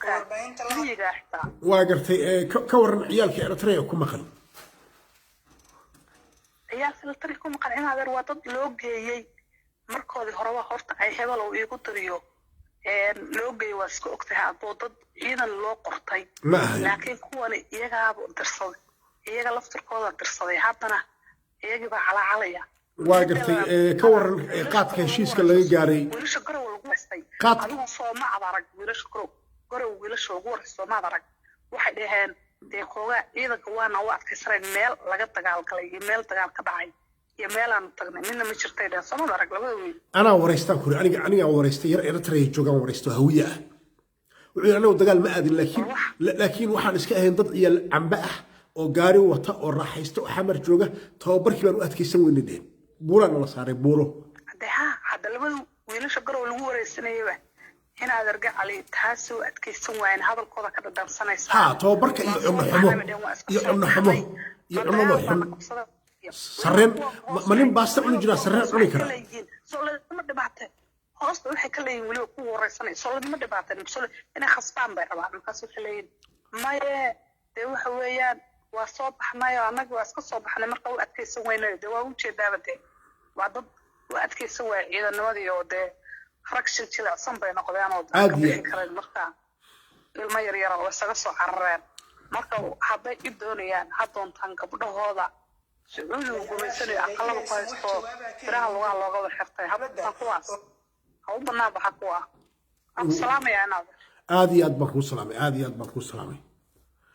aad iyo aad baan idiin salaamayaa shaargareeya barnaamijka asxaabta qaaliga gaarsiiya shaargareeya waxaan soo deenaynaa haddii ilaah yidhahdo dad waalidiin ah oo raadinaya ciyaalkooda baan doonaynaa inaan cabaar dhagaysano bal cidda ay ilmaha ka maqan yihiin saan u ogaano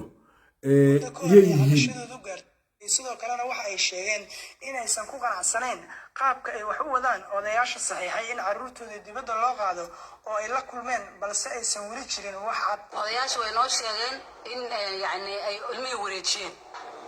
inay dowladdii la hadleen oo ay dhaheen ilmihii ayaan yacni aan inku wareejinin nagu soo wareejiyena way noo sheegeen laakiin ay odayaashu in ayagu dib isugu laabanayaan iyo in kale anagu ma ogin laakiin dowladdan ka helna jawaabtaas cad nama aysan dhigin annaga waxaan nahay waalidiin u taagan 9 bilood ilmahooda inay meel ku sheegaan oo meel aan helno warkooda iyo noloshooda inaan helno intaasna wax dowladda ka socda oo naqaabila waxaa ka jira nimankaas oo gudoomiyaha aqalka aqalka sare annaga xaqiiqo raadin ma rabno annaga wax la soo xaqiijinayo ma rabno waxaan rabnaa ilmahaas waxaa la sheegay in la laayay inay rafaadsan yihiin intii harto noloshooda hadda aan kolley maqalnay waxaan rabnaa intaan doorasho dhicin ilmahaas in naloo keeno wixii nool iyo wixii dhintay lafahoodaba guddiga ha naloogu daro dad awlaadii amba ka maqan yihiin amba oqaashii qortay ah ha naloogu daro guddiga intaasaan rabnaa in naloogu daro in nala tixgeliyo in warxumada nalaga sheegayo afar yartaan lacag ay qaateen iyo mucaarada soo dirsadaiyo nala leeyahay nalaga dhaafo in nalaga dhaafo waxaan ka codsanaya gabdhaha Soomaaliyeed haweenka ilmuhu ka maqan yihiin meel kasta ay joogaan burca ha joogin gaalkacyo ha joogin boosaaso ha joogin meel kasta ay joogaan gabdhaha Soomaaliyeed ha bannaan baxeen ha u bannaan maxaa la bannaan baxaa boosaaso ilmaba kama maqnee yaa loo bannaan baxayaa waa qof waalan boosaasee ku leedahay ilmaha ka maqan burca ilmaha ka maqan dee boosaaso ilmana kama maqna burcana ilmo kama maqna ciyaalka waxay ka maqan yihiin waa xamar gobollada dhexe iyo waxay ka maqan yihiin iyo magaalada muqdisho oo markii horeba ahayd si qabyaaladaysan ciyaalka in lagu qoray si qabyaaladaysan ciyaalkii lagu qaaday si nidaam darro sharci darrana ciyaalkii lagu geeyay tababar marka haddii shalay adigu cadaalad darro aad samaysay maxaad maanta ka ooyeysaa marka hawiye haddaad maqasho dad aragti fog ma aha aragtidooda ma fogo wallahi inaan been idiin sheegin siyaasad ahaan siyaasiyiintooda aragtidooda ma foga shacabkooda aragtidooda ma foga shalay markii ciyaalka la qorayay ma aysan oran war ciyaalkan intee loo wadaa lacag laaluushay ku bixiyeen laaluush bay ku bixiyeen aree igaarka ii qaad turkiga ii gey aree igaarka ii qaad qatar ii gey hadda maanta la ooyaya marka maaha soomaaliya waxaa jirna dhahaysa ayadaa cunta ayadaana cabaada intay cunto bay cabaadaa marka shalay markii la guranaya nafaca lama cabaadayn maanta la cabaadaya leey ilmaa iga maqan marka dadka Soomaaliyeed waxaan u sheegayaa war ciyaal Soomaaliyeed ma maqnee ciyaal hawiya maqnee aan la doonno ciyaal hawiya ba maqan aan la doonno dadka laakiin ciyaal Soomaaliyeed wax la yiraahdo oo maqan ma jiraan yaa dadka been loo sheegin laakiin ciyaal hawiya laga banaabaxa gobolka Soomaaliyeed laga banaabaxo annaguna waa banaabaxayna harsanna mayno hooyana mayno fariisanna mayno walaalayaal gabdhaha Soomaaliyeed oo banaabaxa ragowna garab istaaga waxaan leeyahay ilmaha hadda saraakiisha maalintii dhaweyd laysay gabdhaha laysay nagu laysa nagu banaabaxayna yaa waxaa naga maqan awlaad lacag ma qaadana naga awlaad baa naga maqan inaan awlaadaada ilaahay gurum niyana la caqladayn hana caqladaynina hooyo Soomaaliyeed oo aysan nahay yana la caqladayn odayaasha maanta la kulmay waalidiinta ayaa dhankooda rajaxmo ka muujiyay carruurtii ay dowladda ku wareejiyeen ee tababarka loo qaaday waxa ayna odayaashii saxiixay dhalinyarada iyaguna ay dowladda ugu baaqeen in faahfaahino ay ka bixiyaan xogta carruurta maqan waxa ay sidoo kale waalidiinta iyo odayaashii saxiixayba ay si wada jir ah ugu baaqeen banaanbax ummadda Soomaaliyeed ay isugu soo baxayaan 24 bishan waxa loo calacalaya oo carruurtii Soomaaliyeed wax aniga iga gaaro oo iga ciyaalka xamar kaliya laga calacalayo oo 18 gobol ee Soomaaliya laga calacalin waa 18 gobol Soomaaliya 18 gobol ee Soomaaliya ciyaalka ma maqna xamar kaliya ciyaalka maqayin dadka Soomaaliyeed ay soo ogaadaan marka cadaalad darrada inta leeg in xamar kaliya ilmo ka maqayin oo 18 gobol ee Soomaaliya aysan ciyaalka maqnayn oo meesha laga booyay xamar kaliya tahay marka maxay ku tusaysaa ayadaa cunta ayadaana cabaada ayadaana cabaada waayo siyaasadda ciidanka maamulada Soomaaliya kama aysan heshiin maanta waxa lagu leeyahay odayaal baa siixay odayaasha siixay yihiin waxaad iyo kuwa lamida dhamaan waa hawiye hal laba doon oo daarooda kuma jiro hal laba doon oo iidoora kuma jiro hal laba doon oo xataa jareer weyna kuma jiro hal laba doon oo 4.5 midgaan ama tumaala kuma jiro laba doonada siixay iyo odayaasha ciidanka ku wareejiyeen nisa dhamaan waa hawiye dhamaantood waa hawiye waa 48 nabadoon bay ahaayeen 48 nabadoon oo hawiye ah baa ciidanka diray waa 48% oo dhammaan magacoodan soo qori doonaa waan halkaan aan ka sheegi doonaa waa 48 nabadoon oo isla beesha hawiye ah baa ciyaalka qortay oo nisa ku wareejisay damaanadna ka ahayd si cunuga haddii askari laga dhigo uusan qoriga ula baxsan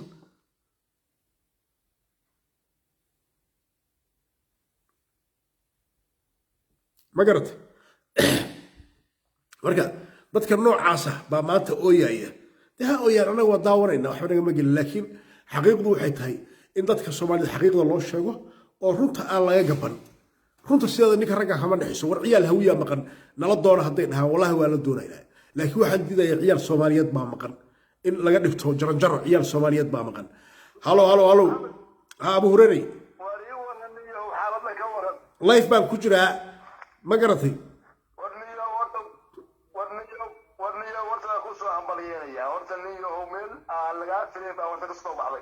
waa gartay halo waa ku maqlaynaa ku soco waxa weeyaan adoo dhulkaaga difaacanaya iyo dadkaaga difaacanaya ilaa runta sheegtaa waa arrin fiican aad iyo aad wasaander weynu nahay dani waa madaxweyneeni inaynu indala-aan ku daba soconona maaha indala-aan ku daba socon mayno waxa kan dabeerkaa baan idiin keenayaana ka yeeli mayno anigu isaga haddii la sixray iyo haddii ma qasifaya ay dhono ma garanayo laakiin ninkaas waxa uu buska u geystay waa ogle si fiican oo waliba ku faari jiray waliba uu soo uu kaga hadli jiray media kaga hadli jiray waa sax markuu maraykan tegay safarkiisa ugu horreeyay oo doortay ma taqaanaa wuxuu yidhi hadda youtube keenaysa wuxuu yidhi dadka ku mashquulsan halo waa ku maqlaya ku soco waa ku maqlaya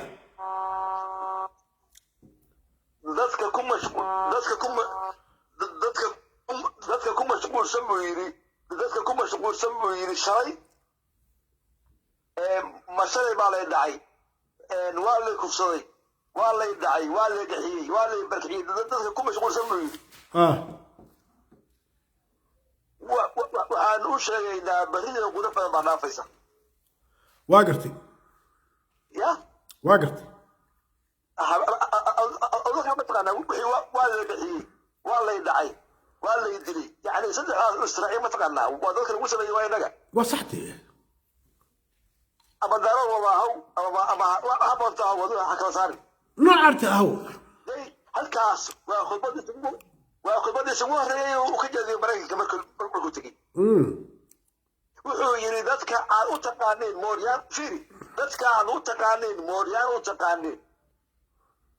annaga ma hataa dad ma hataa waa annaga waxaan u naqaanaa hero wax hadda aan diidayba soo maaha eeg hadda waxaan diiday soo maaha anigu waxaan diiday hawiye waan taageeri jiray waxaan diiday sharma boy sharma boy markuu yidhi majarteen baan ahay garowga u tegey oo la yidhi sidee majarteen ku noqon karnaa hawiye oo dhan uu dhagax u gurtay social media waa la socotaa sharma boy nin fanaanoo heesa wuxuu yahay aan jirin baa la yidhi see intaad garowga u tagta tiri anoo majarteen baan ahay see ku dhihi kardhaa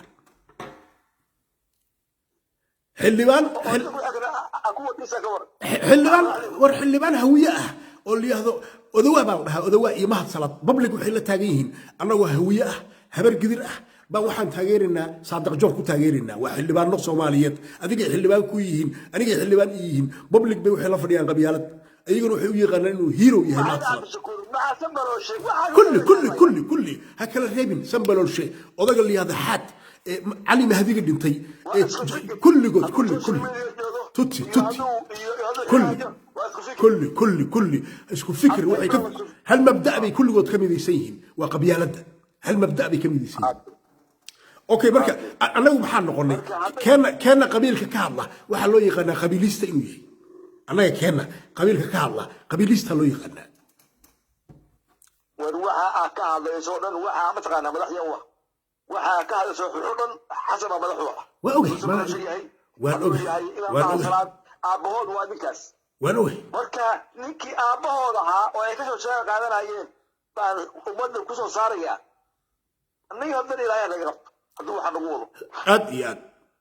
iyo aad kama yeelayno mana ka qaadanayno kama yeelayno bal ninkii waxaas kugu waday yaa wax dadka baray yaa adawaa dadka baray asaga la shaqayn jiray asaga isku fikir waa xasan sheekh iyo tiimkiisii anigu waataan eriba in la dila ee xasan sheekh anigu waxaan qabaa in xasan sheekh la dilaba fikirkaygu waa noocaas in la dilaan qabaa aniga waayo caqabad buu ku yahay dowladnimada soomaaliya horeyna waan uga hadlay وفيروس كمان استقال وفيروس يقول حجر الصومالي دوابي هاي معاد بك هاجا جرا أنا هران وإري وفيروس كاس الدوام حسن الشيخ قال للدلين حسن الشيخ قال للدلين دولة النيو الصومالية لما هي السوق دولة النيو الصومالية أنا بس سوقين سنة كاستوى وصوب بارينا يا وحكى قدر وحدة خبراء يضط في عنا وحبرتي أيوه وحو زهد أتصيا إن السائل حلوه دوابا نيكي لها ونيكي لها هبل وديقة كجرتا كبح وكاس ويلكيو ديقة كجرتا ديقة كبح هبرتي ديقة كجرتا ديقة كبح igaarkaygiiyo dhiiqa ku jirta dhiiqada ka bax qarannimadii soomaaliya muxuu ku burburiyey mooryaan buu soo aruursaday mooryaan mataa wuxuu yidhi ka hadal baa la yidhi kan booliska iyo kana mas-uulda iyo kan maxaa la fahaysin waa gartay ilaa kuwa ka hadli maayo dadkooda ka hadlaye baday yani kuwa ka hadlaya وصحدي أنا خويا كان ليا وصحدي قبيالة النكاس وما كان كيس بقى حرامي ما بدي أمثال واقف سلامي سودو أمثال وقبيالة ديست حسن شيخ محمود وقبيالة ديست أنا وحن قبائل دولة نوضة الصومالية عقبت بكوية عقبت بكوية دولة نوضة الصومالية أنت وبوجر حرامي يا كبدل waxaa ka badan inta uu bajara habaabinayo oo mustaqbil lahaa uu siyaasadda dhinaca ka tusaayo qabiilka iyo xumaanta iyo reer hebel macawid ku ah iyo saasatiin iyo yani waxayna fahmi karin aad iyo aad ninkaas saas waa nin ku soo caanbaxay xasan sheekh aad iyo aad war shargareeya baalka shargareeya waa idin salaamaya haye aad baan ku salaamaya insha allah khayr baa ku ridinaya haye aad iyo aad baan idin salaamaya dhammaan waxaan idin leeyahay wanaagsan oo wacan meel walba joogtaan iyo xilli walba idin tahay aad iyo aad waxaan usoo dhaweynayaa qof walba ka shaqeeya danaha ummadda Soomaaliyeed qof walba ka shaqeeya wadajirka ummadda Soomaaliyeed qof walba ka shaqeeya sinaanta iyo cadaaladda ummadda Soomaaliyeed aad iyo aad baan usoo dhaweynayaa qof walba hagardaamada dadka Soomaaliyeed ka shaqeeyana waxaan leeyahay warniyo is cisho dib isu cisho anagu aragnay hadduu hawiye qiimo leeyahay 5 sano soo taageereynay sharma boy maalintii dhagaxda loo gurtay baa iigu dambeysay aniga sharma boy maalintii dhagaxda loo gurtay baan hawiye dibadda ka maray ilaahay baa iga sarreeya meel dambe ay taagan yihiin iyo taageero dambe hawiye aan taageero ilaahay baan ku dhaartay jahannama Allah igeeyo jahannama salkeeda Allah igeeyo haddaan hawiye taageero waayo qabyaaladda ayagaa na baray qabyaaladda waayo qabyaaladdu waxay nagu bareen sharma boy baa layidhi waa qabiiliste حسن شيخ محمود ومجاهد محمد عبد الرب وقبيليسته نيكل عبد الرحمن عبد الشكور ومجاهد عبد الرحمن عبد الشكور ومجاهد ما فات عبد الرحمن عبد الشكور ومجاهد باليري أذوى ومجاهد باليري نيكل بعلوان ومجاهد باليري ظاهر على سوى مجاهد باليري لكن أنا وحنا هي قبيليسته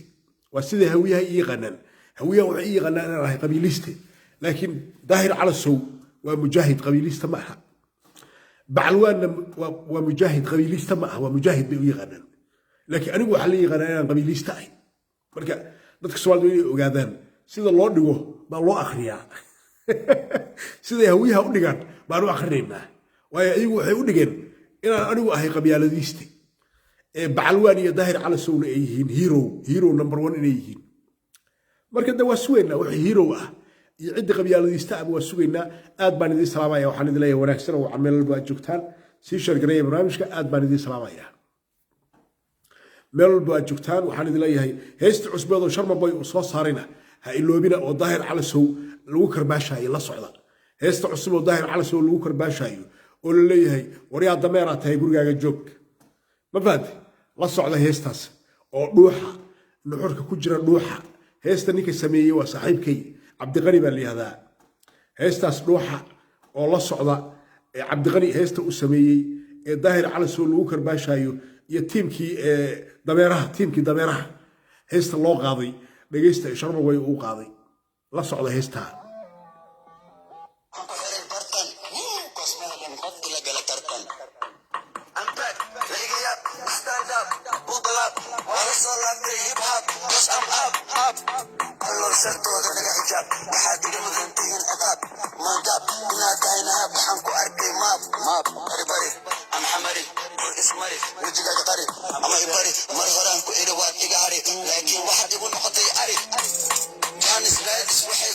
waa ka heesta la socda